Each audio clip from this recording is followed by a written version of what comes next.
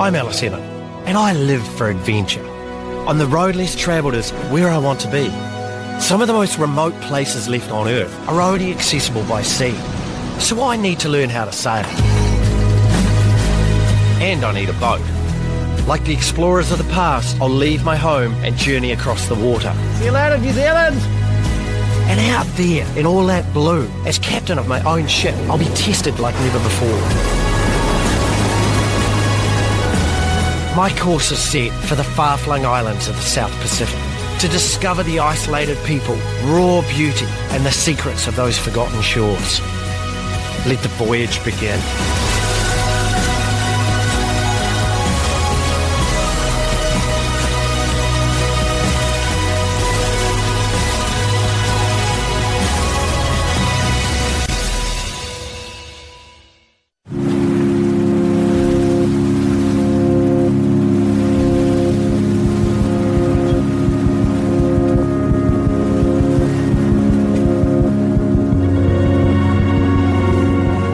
Made my way to Tauranga in Kiribati. I'm here for a short stop to provision Rory Moore before heading north to the Marshall Islands, a place seldom visited.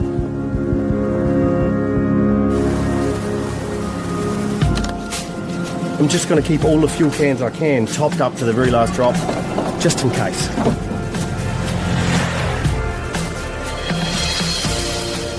The kids are insisting on helping me.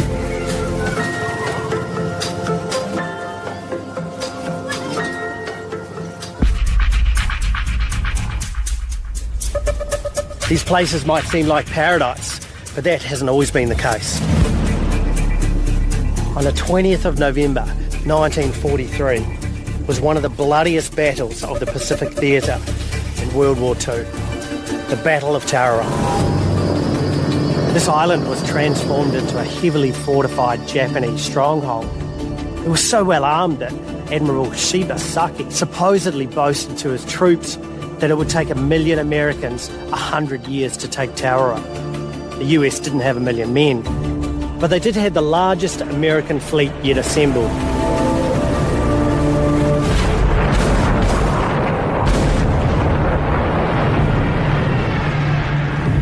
The timing for the US attack couldn't have been worse.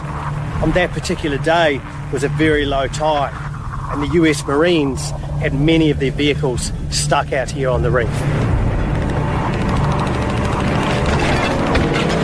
Marines were sitting ducks out here, and they faced a wall of fire from the beach from Japanese artillery and machine guns. And even today, the remnants of war are still stuck in the sand out here.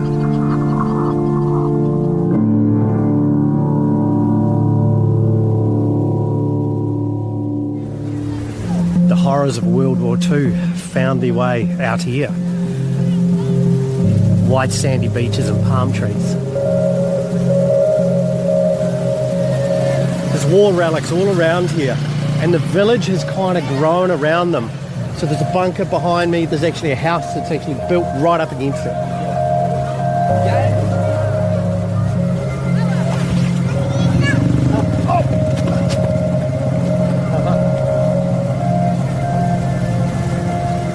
This is another bunker here, and all the kids are now playing on these old war relics.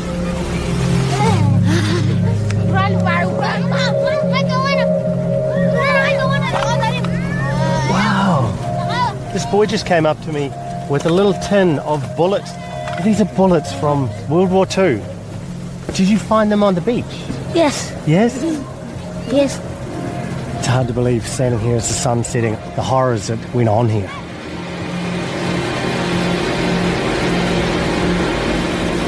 The war in the Pacific went on all the way to Japan, and it was eventually ended by a formidable new weapon, the atomic bomb.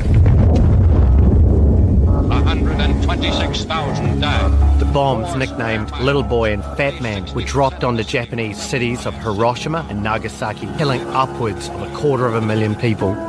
The Japanese surrendered.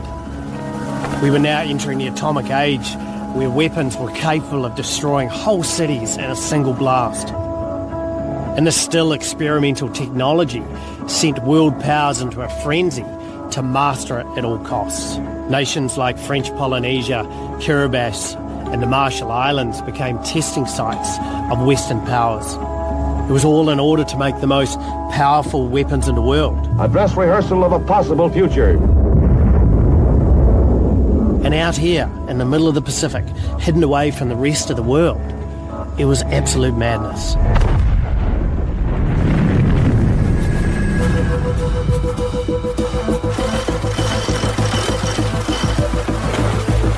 I've set a course north for the Marshall Islands. I want to go and learn about the legacy that remains after the detonation of 67 nuclear weapons and the indigenous people who were forced to leave their homes. Even today, some of these islands are still radioactive. I want to go and explore them. It'll be a 4-day sail to Majuro.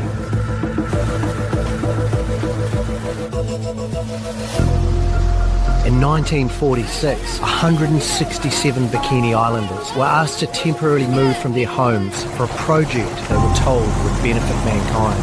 The chief agreed, not knowing that the US government had planned to relocate them either way.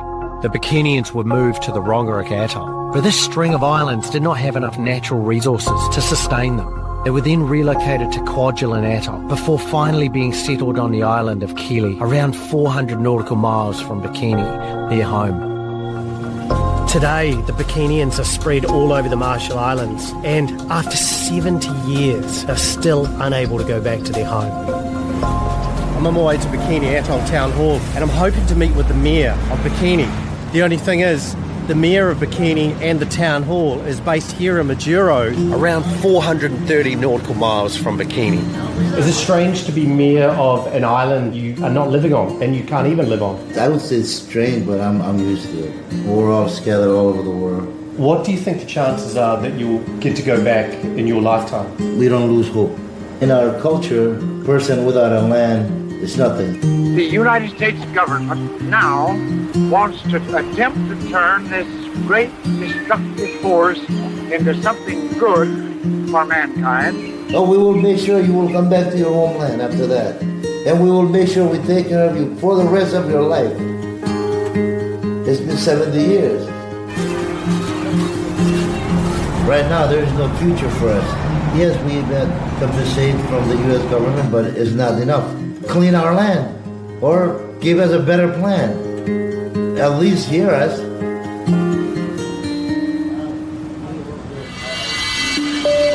I've met up with Peterson, and he's going to take me to the small islet where many of the ex-Bikinians still live today. Not too far away from Majuro, and I really want to meet some of the descendants of Bikini Atoll.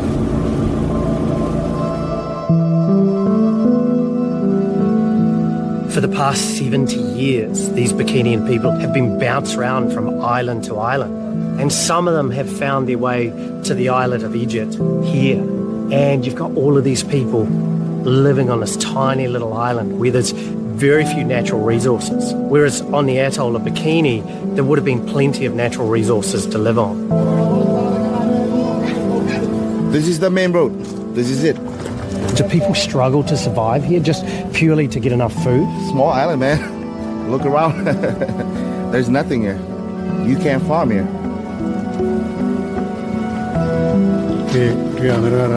I'm a man without a land. The U.S. government took my island. This land doesn't belong to me. Our elders, they didn't really understand what nuclear was. They didn't really understand what radiation was. We cannot pass on nothing to our children, our great-grandchildren.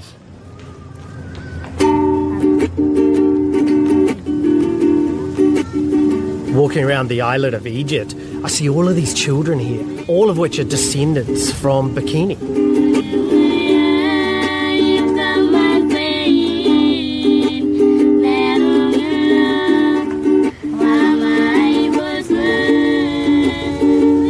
The majority of the Bikini descendants have never been to the atoll of Bikini, and there's only around 12 people left alive from those original people that moved off Bikini all those years ago. Jabukon, Aida, she's one of them. She's having medical issues, and I don't think she will be able to go back and see Bikini before she dies.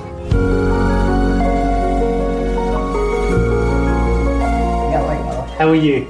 Very I understand that you were living on Bikini Island many years ago when you were very young. Never forget. Never forget. Homeland. Can you describe your home to me? What the island was like before the nuclear testing went on there? It was a lot of fun. It was a lot of fun during those days. She had many boyfriends.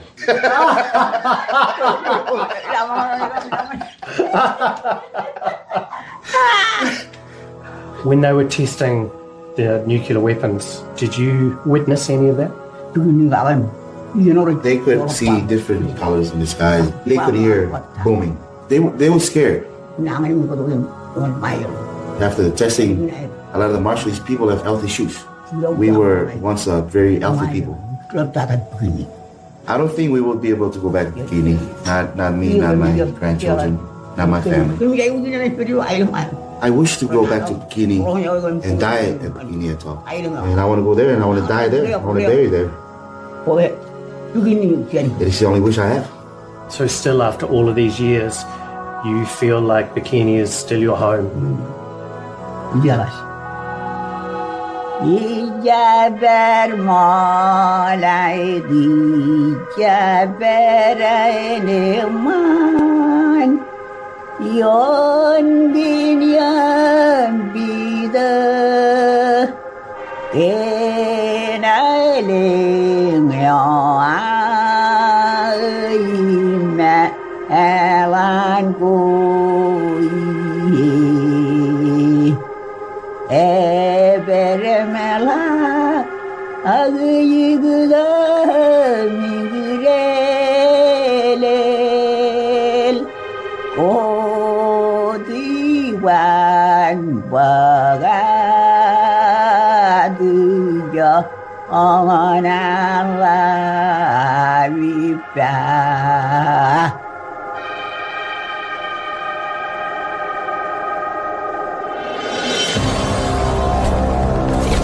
People of Bikini removed from their homeland, the atoll was now in the hands of the US to do with what they wanted. They began conducting nuclear tests, the first of which was codenamed Operation Crossroads. 2 atomic bombs were to be detonated on the target site of Bikini. They each would have the equivalent destructive power of the bomb dropped on Nagasaki. The aim of these tests was to not only show the world, especially the Soviets, that the US was in control of this new immense power, but they were also done to see the effects of a nuclear weapon on warships. Over 90 of them, some of them legendary ships from World War II, including the USS Saratoga and Imperial Japan's flagship destroyer, the Nagato, a trophy captured by the US at the end of the Second World War. These were aging ships anchored in Bikini Atoll. At that time, they made up what would be the 6th largest fleet in the world. Many of those wrecks are still sitting in the bottom of the lagoon today.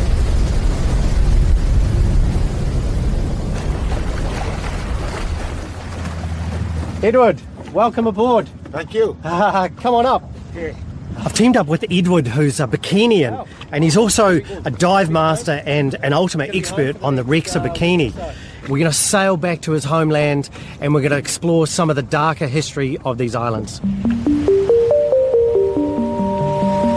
I'm really stoked to get a chance to dive some of these wrecks of Bikini Atoll, and to go and dive these wrecks with an expert such as Edward. It's just such an amazing opportunity.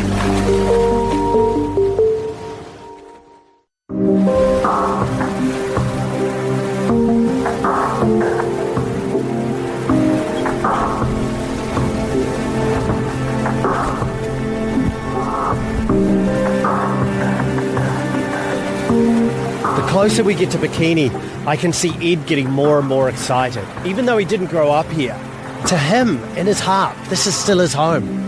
Ed's been diving these wrecks for over half of his life. And even though he can't come back and live on the island of Bikini, because of his job, he's one of the few that can come back here on a regular basis.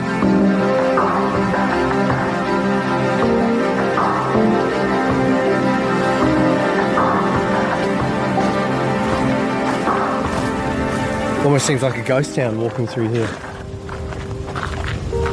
So what I'm struggling to understand is it's safe for us to be here. Why is it not safe for the Bikinians to come back? They need to eat from the plant, from the coconut, breadfruit, and the soil is still contaminated. While this place might seem like a paradise, there's a hidden danger here. Radioactive isotope, cesium-137, left over from the atomic testing. That cesium-137 is very similar to potassium, and so it's drawn up by the roots and concentrated into the plants. There's real concern that consumption of any produce grown on the soil here in Bikini can cause long-term health issues. Bikini is a place of contrast. It's a poison paradise. The atoll symbolises the dawning of the nuclear age. Bikini has become a UNESCO World Heritage Site. This is our heritage.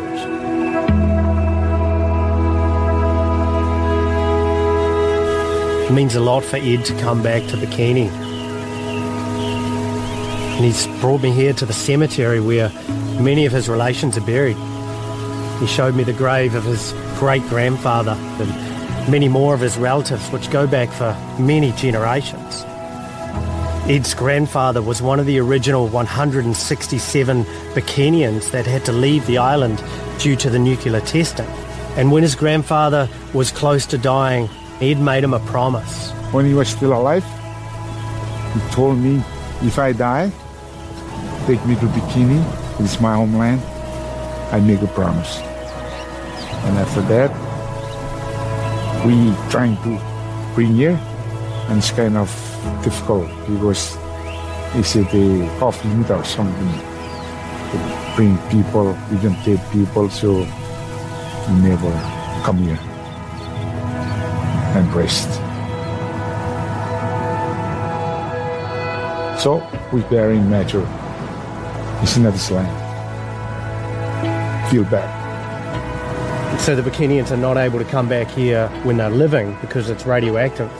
But even in death, they're still not able to come back here to their homeland. The Bikinians believe that land is a gift from God to be passed down from generation to generation. And the land that the people own here, which they're not able to live on, it's still within their hearts.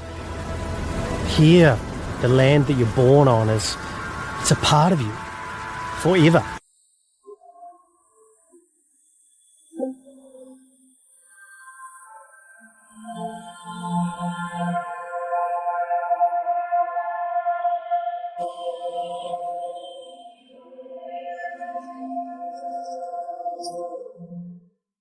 This was your grandfather's, your family's land. Is it still home for you? Yeah, this is like part of my body.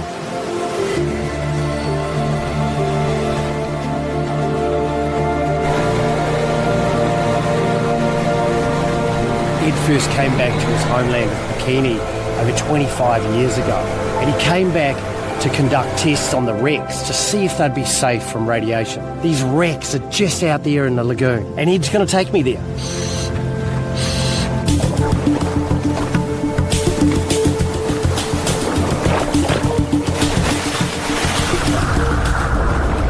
While these wrecks are no longer significantly radioactive, they're still dangerous because of their depth.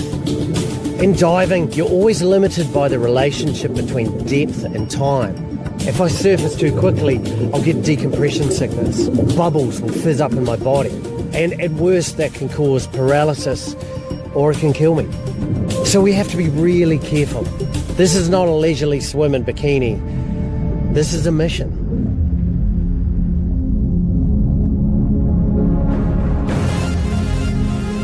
The Nagato was a formidable warship of the Imperial Japanese Navy. She was considered the most powerful ship of her time and the first battleship in the world to mount 16-inch guns on her decks. You had an array of armament on board, 8 16-inch guns, 25.5-inch guns, aircraft guns. This vessel was built for war. The Nagato weighed over 42,000 tons fully loaded and was over 700 feet in length. Wow, look at the size of these propellers. That is huge. And this is only one of them. The amount of water that they would have displaced with each turn, and it drove it forward fast. 27 knots this ship could do. Just incredible.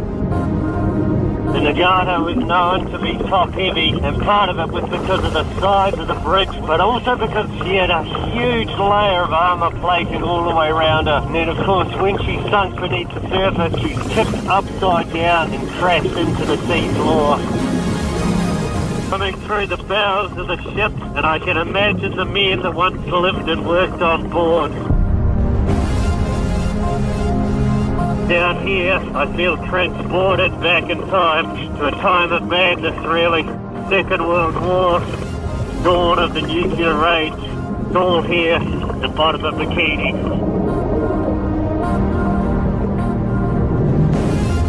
With the ship being upside down, nothing makes sense. And the biggest thing you've got to do down here is stay calm and stay focused.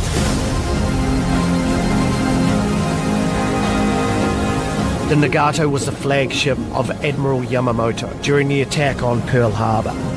This is where Admiral Yamamoto would have once stood on this very bridge in command of the whole Japanese fleet. The order to climb Mount Nataka, which meant to start the surprise attack on Pearl Harbor, was drafted on this very ship. It's amazing how history played out. The Nagato, which was a symbol of the start of the war with the US, was ultimately destroyed by the US under the atomic bomb. This is what I live for. This is what I love. Exploring places that so few people ever get to, and seeing parts of our human history that are just hidden from view.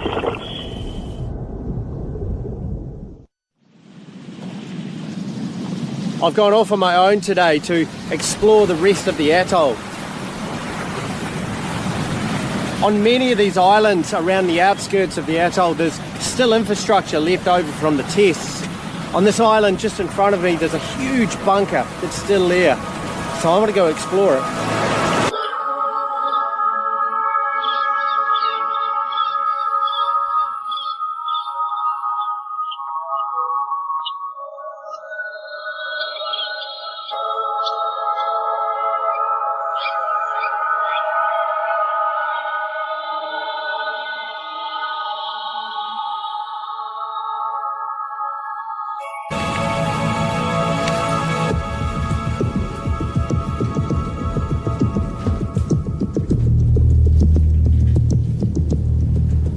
This is eerie here. This is one large room in the top of the bunker. It seems to be sealed off from all of the other rooms below. The whole place is just falling apart. From the ceiling, there's like these little stalactites, just like in a cave, and then below, there's stalagmites. So you can see how long this bunker's been here. Long enough for these guys to form. All around Bikini Atoll, they had bunkers like this set up, with remote cameras facing straight out into the lagoon. They had over 700 cameras and personnel to operate all the camera gear.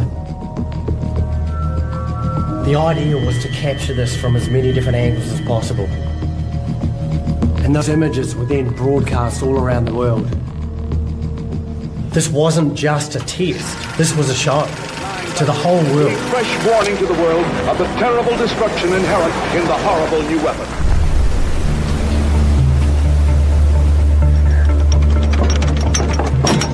Today I get to dive the USS Saratoga. It's an aircraft carrier, and she's seen a lot of battles before she ended up here.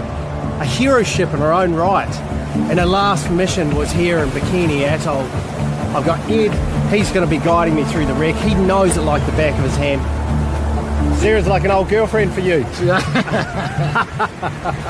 I always dive on her around 25 years. I know her. All right, the place won't be a nice day for diving.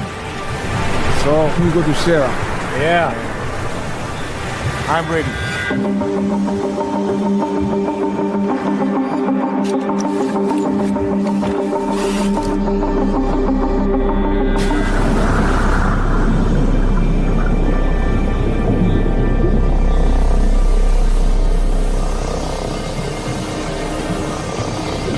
Coming down on the shipwreck, it's like seeing a ghost from the past. This is the USS Saratoga. She's a big ship, really big, 270 metres in length. That's almost 900 feet. The Saratoga is one of the more famous ships of World War II here in Bikini. It's also one of the US Navy's first aircraft carriers. Having a ship that could carry an air force closer to battle became an important strategy in the war effort.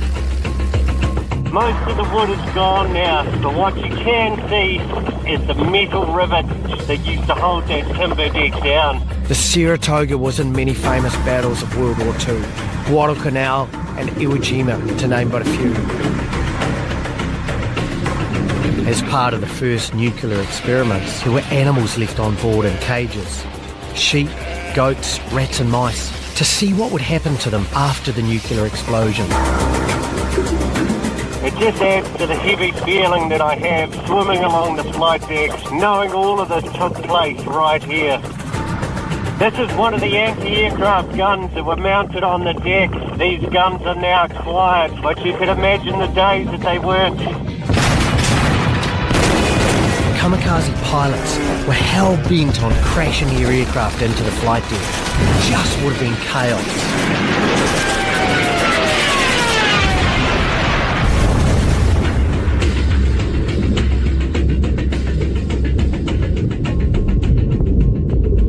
Off the edge of the wreck now and starting my descent to the sand.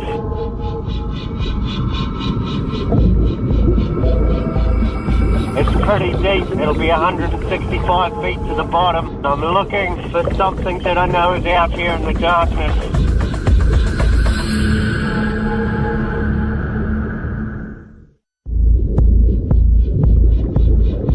Heading down to the darkness, looking for something that I know is out here in the sand. Whoa, look at that. There's one of the Helldiver aeroplanes that I've heard about. There's another one just a little bit further on as well. Both of these planes were chained to the deck at the time of the atomic explosion. When the bomb went off, a 29-metre tsunami, almost 100 feet, crashed over the Saratoga, snapping the chains of the Helldivers and flinging them into the ocean like toys. Not easy to get down here to see these planes, but what an experience. I've got to watch though, we're racking up a lot of decompression. Alright, we're going to head up a bit shallower to the flight deck now. When the atom bomb went off underwater, all fish life in Bikini Atoll was decimated. But now, after 70 years on the bottom, there's fish everywhere, and it's great to see.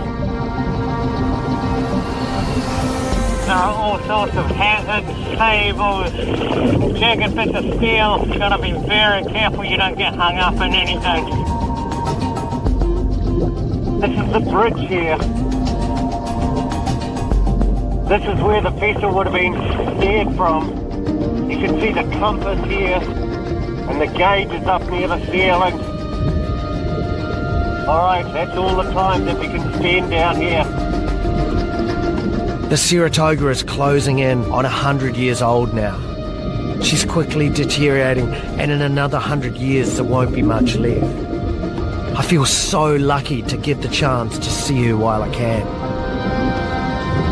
Just going down and seeing the ship from the outside has just whet my appetite to go and explore inside.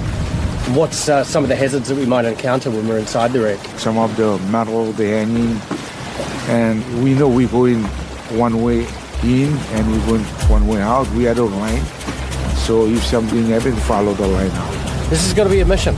Get down, get inside, and then get back out again safely.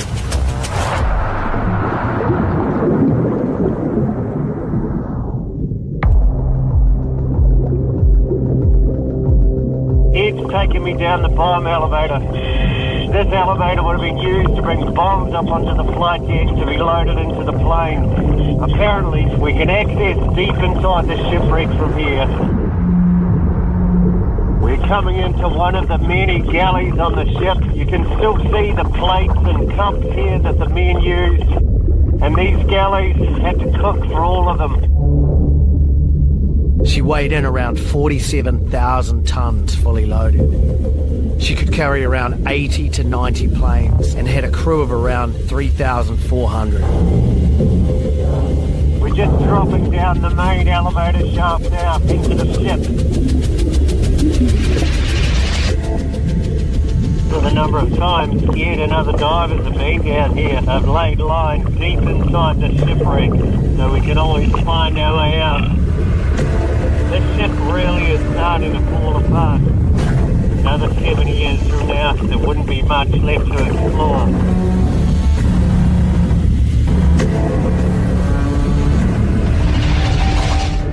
Oh my God, wow, look at this. This is the last thing I expected to see down here. This is the dentist room. You can still see the chairs. You can see the basin. This, for me, is going to be one of the most scary places on this ship. And I'm not quite sure if it's because I don't like going to the dentist or because this ship is falling apart around me. Well, it's getting a bit grim down here. There's silt everywhere, and you're just instantly blinded by it. I've just got to keep reminding myself to stay calm and keep following the line out. Oh, it's not fun though. There's silt everywhere. It's reducing visibility down to almost nothing. Alright.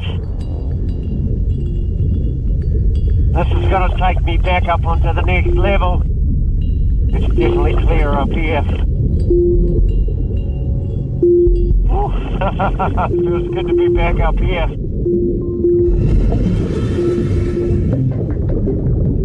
We're heading down the forward elevator shaft now.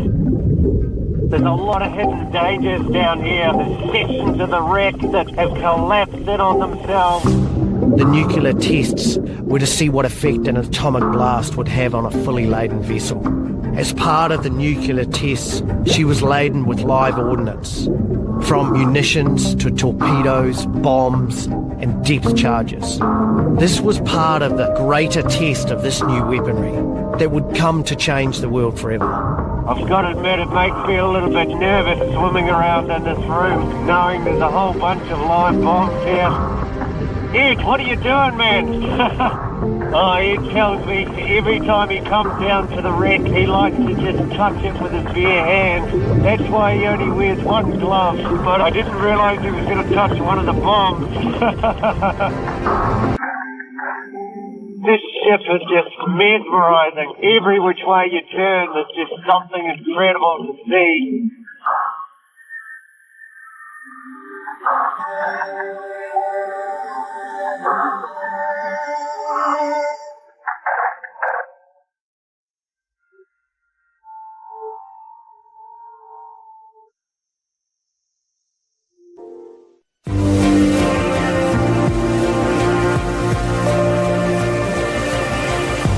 Well, Ed's leaving me today.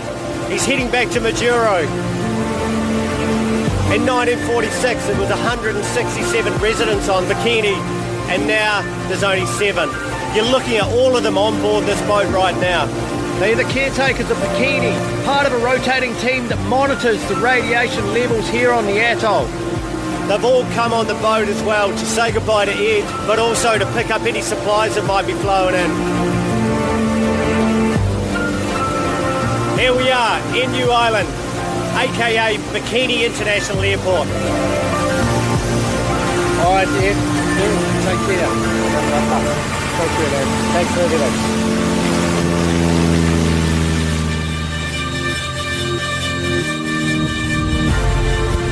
Leaving Bikini and heading west to Inuitak. It's about 170 nautical miles away. Inuitak has a very similar story to Bikini, where the islanders were moved off and the atoll was used for nuclear testing.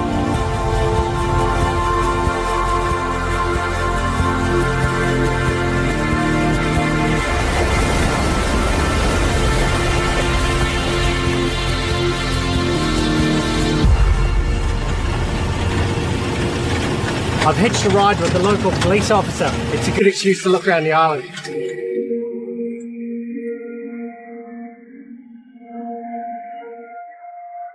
In comparison to Bikini Atoll, Inuitak has had an extensive clean-up, and this has allowed the people to move back.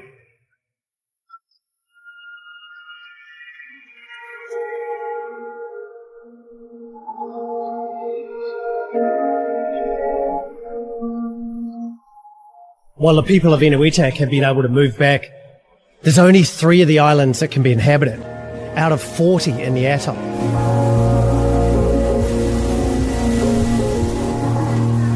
Life isn't the same.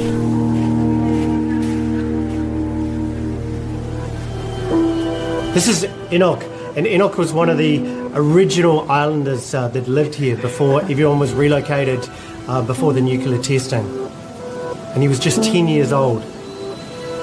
Enoch, did you see any of the explosions? Yeah, I felt pain. So why did you come back? Why did you decide to stay here? This is his home atoll and he feels safe. I guess he believes in home sweet home. By 1952, the Cold War between the US and the Soviets had escalated. The Soviets had detonated their own atomic bomb, and so the US responded by developing a much more powerful weapon, the hydrogen bomb. The hydrogen bomb was first tested here on the atoll of Inuitak on November 1st, 1952. The bomb was detonated across the atoll on the island of Ugalab. That island doesn't exist anymore.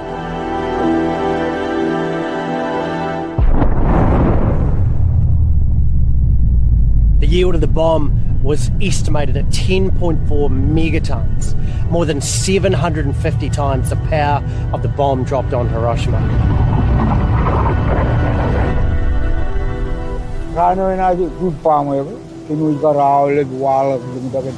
Said the bomb was really strong because they were really far, but then they can see all the big bright light, smokes. How long were you away from your homeland for? 1944, they moved them to Gujarat. So 20 plus years.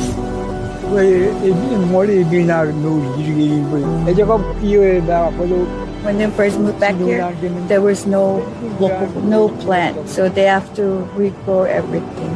So it's really hard, and now it's still hard because some of the fruit they cannot grow on this island. Why is it harder now to grow things on the island?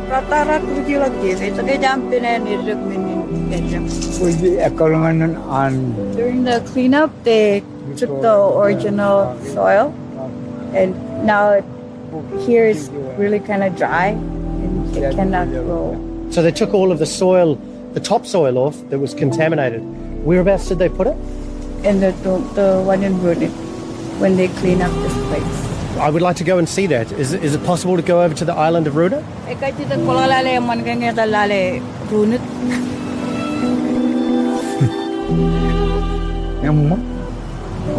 can go check out what's in Brunei. See if he's not sure. Following the nuclear testing, 3 of the 40 islands were cleaned up. The topsoil was stripped off and transported over to the island of Runit and encased in a dome. I have to see it for myself.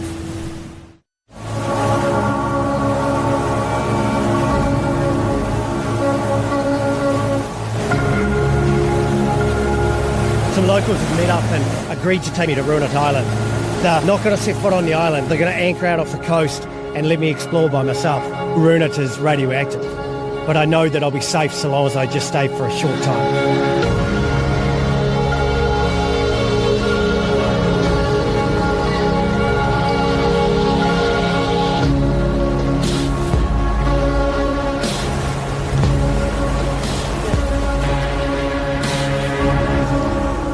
This is Runit Island, home of the Runit Dome, which is a nuclear waste dumping site.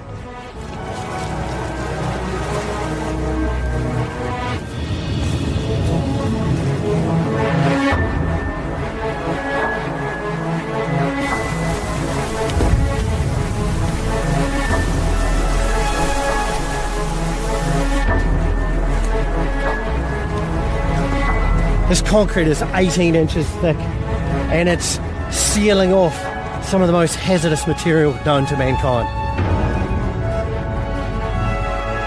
You don't realise how big it is until you walk up here.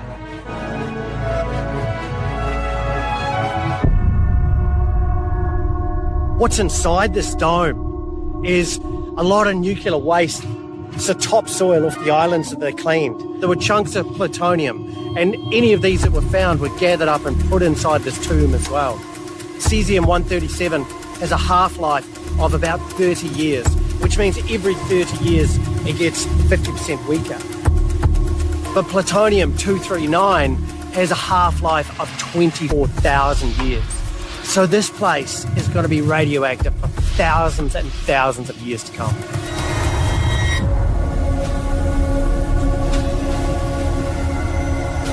From the top of the dome, 100 metres away, there's another crater from yet another detonation. You can see the whole reef is just blown out in a perfect circle. This concrete dome is just like a Band-Aid. It's already cracking, and with the sea levels rising and the erosion along the coast, it's only a matter of time before this starts leaching out.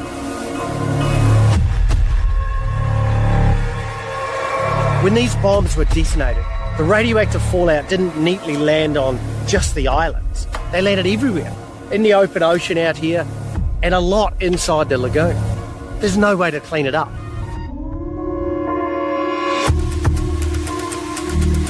This is a legacy that's left over after the nuclear testing here in the Marshall Islands. It's just this massive scar on the landscape, on the world, that our future generations have to live with and deal with. None more so than the Marshallese people. I've been here long enough. It's time to get going.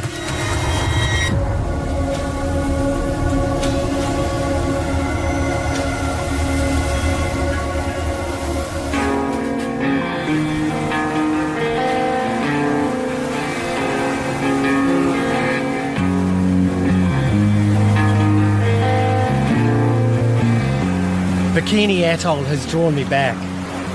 I've only got a few more days in the Marshall Islands and I wanted to come back here. It saddens me to think that after 70 years, the people of Bikini have still not been able to come back to their home. I'm out here in the Pacific, sailing to these remote destinations, and ultimately it was the remoteness of this island that ended up being its downfall. It was far enough away from the rest of the world to be expendable. In Marshallese, Bikini translates roughly to the land of many coconuts, and it really sums up what this place used to be. This place is one of the most beautiful islands I've set foot on.